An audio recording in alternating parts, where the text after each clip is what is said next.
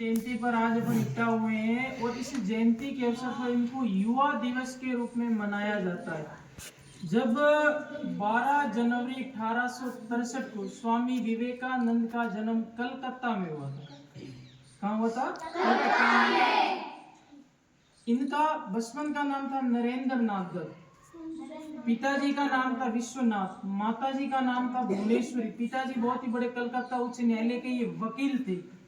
माताजी थी वो आध्यात्मिक प्रवृत्ति की थी, तो माताजी के विचारों से इनका जो प्रेरणा स्रोत बनी माता, और आध्यात्मिक विचारों की ओर ये प्रवृत्त हुए। फिर धीरे धीरे ये बड़े हुए।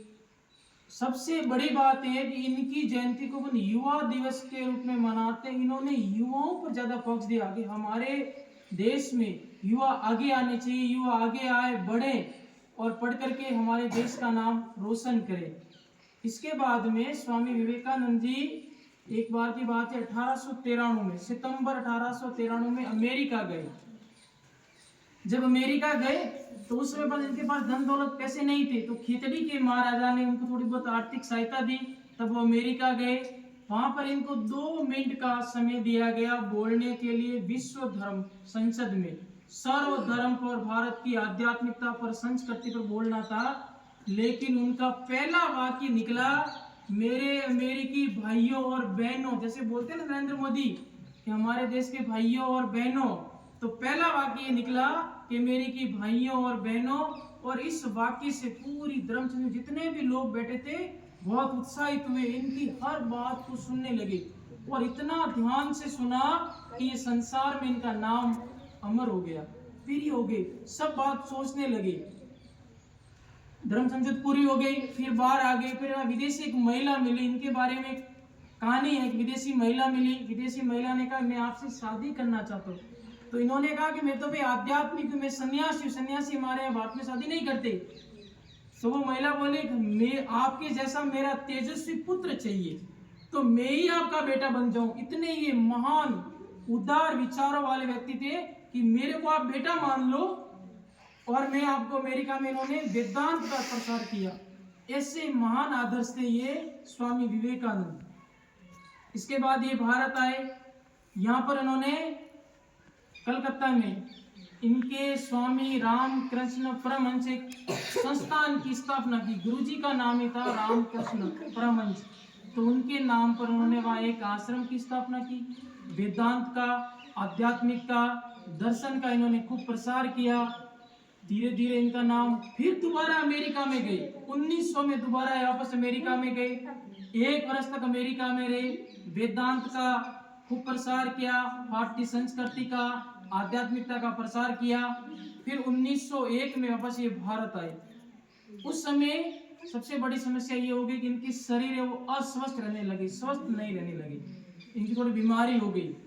तो 1902 में, 4 जुलाई 1902 में इनकी मृत्यु हो गई। उस समय इनकी उम्र कितनी थी? 39 साल, यानी पूरे 40 साल तक ही नहीं जिए और पूरे दुनिया में इनका भारत का डंका बजा दिया।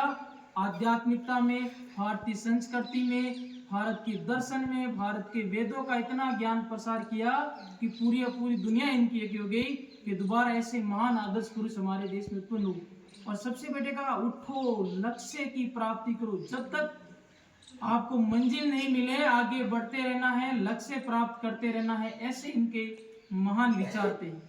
तो इन विचारों को प्रेरणा लेते हुए अपन को भी आगे बढ़ना है कि इन्होंने 39 वर्ष की आयु में इतना नाम रोशन किया अपने भारत देश में, संसार में नाम आता है। तो आपको ये प्रेरणा लेनी चाहिए कि हमारे, मेरे माताजी का, मेरे पिताजी का, किसी के 50 साल हो गए, 45 हो गए, उनका नाम संसार में क्यों नहीं आ रहा? अब उनका नहीं आया तो हम ऐसा प्रयास करें कि हमारा नाम एक बारों में छपे, दुनिया में आए। इसके लिए आपको अथक प्रयास करना है, अथक मेहनत करनी है। इसीलिए सरकार ये युवा दिवस मनाती है और आपको हम यहाँ खड़े हुए 1 घंटा आपको समय बर्बाद कर रहे हैं। तो कहने का अर्थ क्या हुआ कि यहाँ आओ और उसी की तरह आपको आगे बढ़ना है। ऐसे नहीं कि यहाँ आए, हंसी मजाक ही सुना न, इधर सुना इधर से बाहर निकाल दिया, वो यहाँ नहीं है। सरकार का उद्देश्य बहुत ही बड़ा है कि इनकी तरह आपको आगे बढ़ना है और अपना नाम रोशन करना। माता पिता तो नहीं कर पाए तो नहीं कर पाए, क्योंकि उसमें इतनी शिक्षा व्यवस्था नहीं थी, पढ़ाई नहीं थी। लेकिन तो पढ़ाई लिखाई है, शिक्षा पूरी है, पूरी सरकार सुविधा दे रही है आपको, हम भी प्रयास कर रहे हैं। तो इन सारी बातों को ध्यान में रखते हुए आपको आगे बढ़ना है और यही इनका उद्देश्य है। और ये सरकार का जो प्रोग्राम कराने का सबसे बड़ा उद्देश्य यही है कि आप आगे बढ़ो, अपना नाम रोशन करो, अपने माता पिता का करो, अपने गांव का नाम करो, अपने जिले का करो कि किस गांव का रहने वाला है, किनका बेटा उनका बेटा बहुत होशियार है, तो ये अखबार में आना चाहिए। तो इनकी प्रेरणा लेनी है, इनके जो आदर्श हैं, इनके जो वाक्य है, उनकी प्रेरणा लेते हुए उनको आगे बढ़ना है। तभी ये हमारा स्वामी विवेकानंद की 163वीं जयंती मनाना सार्थक होगा, नहीं तो फिर सार्थक नहीं होगा। हम 1 घंटा भर मेहनत किए, इतने लिखे, मैडम ने प्रयास किया, ये बहुत ही सराहनीय है। मैंने नेट से तस्वीर निकाली है, इतनी व्यवस्था की है, तो इसका अपन को आपके जीवन में प्रभाव पड़ना चाहिए। जो भी सरकार प्रोग्राम करवाती है पूरे अपने राजस्थान में, पूरे भारत में हो रहा है, तो इसका प्रभाव अपने मस्तिष्क पर आना चाहिए कि जो सर बता रहे हैं, मैडम बता रहे हैं, जो बच्चे बोल के गए हैं, इनके आदर्शों को अपन अपने जीवन में अपनाएं और अपनाते हुए आगे बढ़े। धन्यवाद।